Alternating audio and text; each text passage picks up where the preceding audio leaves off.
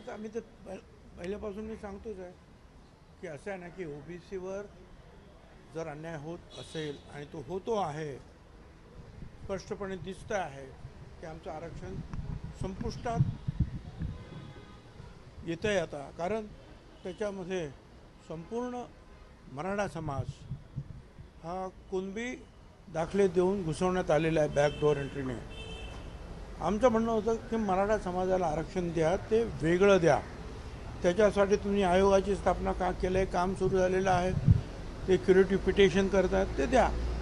परंतु जे आहे झुंडशाहीच्या पुढे नमतं घेऊन बॅकडोअर एंट्रीने जे आहे लाखो दाखले देण्याचं काम सुरू आहे. परत त्यांचे सगळे सोयरीने अमकं आणि तमकं. त्याच्यामुळे ओबीसी भटक्या विमुक्त यांचं आरक्षण संपुष्टात येत आहे.